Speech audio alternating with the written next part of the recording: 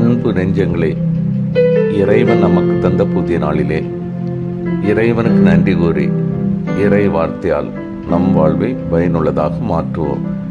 இறைவன் நம் அனைவரை நிறைவாக ஆசீர்வதித்து பாதுகாத்து வழி நடத்துவாராக. இன்றைய நற்செய்தி வாசக சிந்தனை இறைவாக்கின அன்னாவின் திருப்பணி. லூக்கா நற்செய்தி நூல் பிரிவு 2 இறை சொற்றொடர்கள் 36 முதல் 40 முடிய. இதன் விளக்கம் அறிவோம். 84 வயது நிரம்பிய அன்னாள் 7 ஆண்டுகள் மட்டும் மன வாழ்க்கையில் ஈடுபட்டு கைம்பெண்ணானவர். பல ஆண்டுகளாக அவர் கோவிலை விட்டு நீங்காதவராக நோன்பு காத்தவராய் இருந்தார்.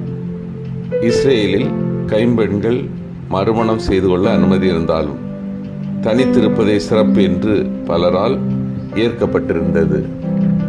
அந்நாள் நோன்பு காத்தவர் என்பதோடு அவர் ஓர் இறைவாக்கினர் என்றும் கூறப்பட்டுள்ளது. எனவேதான் அவர் குழந்தையாகிய இயேசு எருசலேமின் மீட்பராக விளங்கப் போகிறவர் என்று எல்லாரிடமும் பேசினார் என்று நாம் புரிந்து கொள்ள வேண்டும். ஆனால் அந்நாளின் வைராக்கிய நோன்பினால் அவருக்கு இறைவாக்கின தகுதியை கடவுள் கொடுத்தார் என்பதை நாம் மறுக்க இயலாது. நாசரேத்தில் குழந்தை வளர்ந்து வலிமை பெற்று ஞானத்தால் நிறைந்து கடவுளுக்கு வந்ததாய் இருந்தது என்று லூக்கா கூறுகிறார். அன்பார்ந்தவர்களே, அன்னா என்னும் இறைவாக்கின கோவிலில் திருப்பணி செய்து வந்தார் என்னும் செய்தி லூக்கா தருவதில் ஆழ்ந்த பொருள் உள்ளது. லூக்கா நற்செய்தியில் பெண்களுக்கு தனி இடம் உண்டு.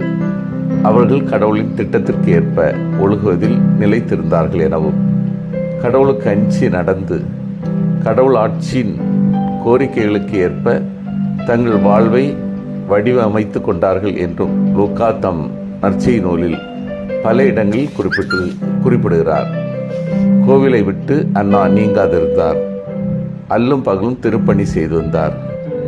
அன்னா புரிந்த திருப்பணி எதில் அடங்கியிருந்தது என துல்லியமாக வரையறுக்க இயலவில்லை. ஆனால் அந்த திருப்பணி கோவில் வழிபாட்டோடு தொடர்புடைய ஒன்றே. கடவுளை வழிபடுவதற்கு ஒரு சிலரால் மட்டுமே இயலும் என்னும் கொள்கை இங்கே கேள்விக்கு உள்ளாக்கப்படுகிறது. கடவுளை அணுகிச் செல்ல எல்லாருக்குமே உரிமை உண்டு. அன்னா நோன்பிருந்தார் எனவும் லூக்கா கூறுகின்றார். பலிகளில் கலந்து கொள்வதோடு நோன்பிருத்தலும் கடவுளின் மட்டில் பக்தியை வெளிப்படுத்துகின்ற செயலாக கருதப்பட்டது. நோன்பிருக்கும் பழக்கம் சமயம் சார்ந்த வழக்காக நெடுங்காலம் இருந்து வந்துள்ளது. நோன்பின் வழியாக அடியார்கள் தங்கள் உடலையும் உள்ளத்தையும் ஒருத்து கடவுளுக்கு தம் உள்ளத்திலும் வாழ்விலும் முழு இடத்தை அளிக்க முன்வருகின்றனர். நோன்பு எப்போதுமே சமுதாய அர்த்தம் கொண்ட ஒரு செயலாகத்தான் இருக்க முடியும். நோன்பின் வழி நம்மை ஒருக்கும் போது அதன் பயனாக பிறர் பயனுற வேண்டும் என்னும் சிந்தனையும் நம்மிடமிருந்து அகன்றுவிடல் ஆகாது. இவ்வாறு நோன்பு கடவுளுக்கு வந்ததாக இருக்கும், நமக்கு நன்மை பயக்கும், பிறருக்கு நாம் உதவிட நமக்கு வழியாகவும் அமையும்.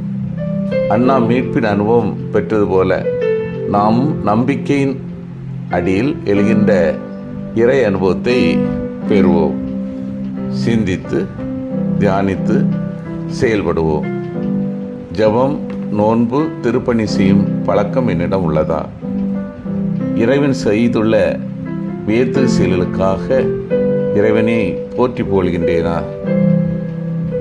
ஞானத்தோடு ஒவ்வொரு செயலையும் செய்கின்றேனா? மன்றாடுவோமாக.